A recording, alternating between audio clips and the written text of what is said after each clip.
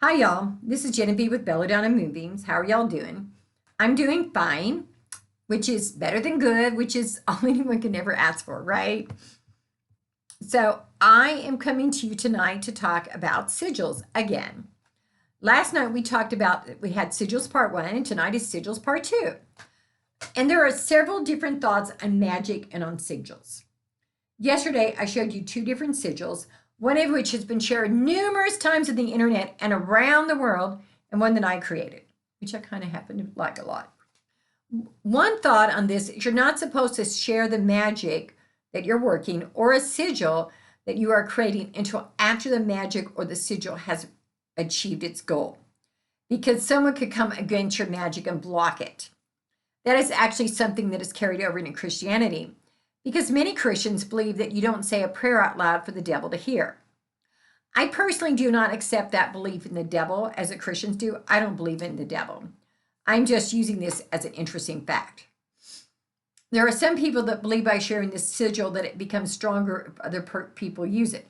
So please use my sigils. And finally, there are others that believe that after it comes to fruition, use it for it to become stronger. Well, what's the point of me creating a sigil for it to become stronger after I use it? Really, just really. I want it stronger now. And finally, if it's something like the word prosperity, that's such a relative term. To me, prosperity might mean something radically different to someone in Africa. Someone in Africa might think I'm prosperous now when I do not. So therefore, it's relative. So when would the sigil be shareable, since I'm using something like that? Now, there are several other ways to make sigils, many of which are more complicated. Several involve planetary magic, and I'm sure I'm going to include that in future videos, but we're not there yet. However, there is a pictorial sigil, which I'm going to show you now, and then I will make a sigil on camera pictorially.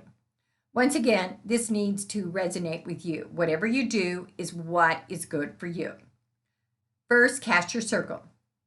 I've already done this before I started filming. Go into alpha if you do that. If not, whatever it is you do to raise your vibration, stop, do your circle, and then come back here. I like to use pieces of wood that I will then use under a plate, under a candle holder, something like that.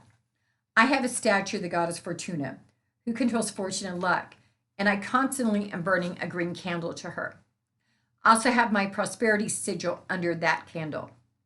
So secondly, paint your wood unless you want to use it bare. I already have one painted blue. Actually, I have two painted blue because I couldn't make up my mind. Two. I've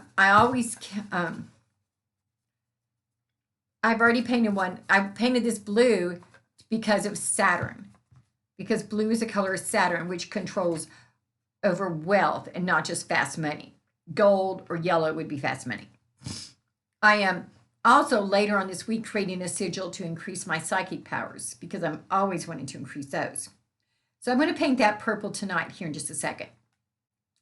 Lori Cabot would encourage me to paint it black, and I do usually have both black and wooden discs painted at the ready all of the time. I'm going to show you how I paint them. So first, I take some paint, and I have a plain wood disc. I also have, which I seem to have lost, this awesome little spongy thing. Now, you don't have to use the same spongy thing that I do, but I just happen to really like them. So you open your acrylic paint. Acrylic is pretty much not going to ruin your clothes. And as a fashionista, I don't want anything ruined. You take off this little thingy here,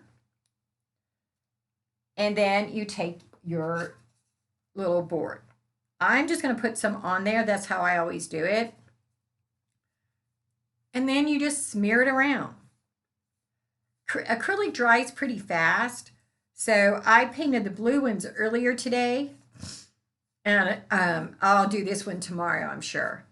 I'm just doing it to show you how I'm doing it. You just paint it with your little spongy thing. Now you can get a real brush or some other things. I like my spongy things. It's easy, it's quick.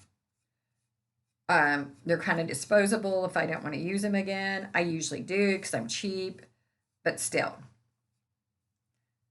And voila, a purple, light purple for my spell later on this week. So I'm going to put that one down. Now here is where your creativity comes in. You can paint them with the witch's alphabet, which does not resonate with me. The Rune alphabet, which does resonate with me. The Hebrew alphabet, or any other alphabet that resonates with you. You can use pictures that you have printed off of the internet and glue them on, almost like a collage.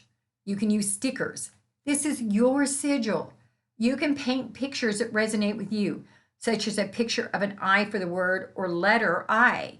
So say I was using the word prosperity. When I got to the letter I, that's only used once, I could paint an I instead of writing the word I to imprint over it. So first pick your word or phrase and decide how you are going to decorate your sigil. Are you going to cross out duplicate letters as we learned yesterday on my video, or do you want to write them all out? And remember, you don't necessarily want someone on Magick finding your sigil and knowing what it means. So I'd be careful with this and use something that is secret but yet resonates with you. The witch's alphabet, like I said, doesn't resonate with me because it just has too many M-make looking letters. I do like the runes, and I think for this class, I will use the runes. So I'm going to get out this pretty little blue. And now I'm afraid my rune letter might be at issue, and I'm using as Sharpie. So let's try this.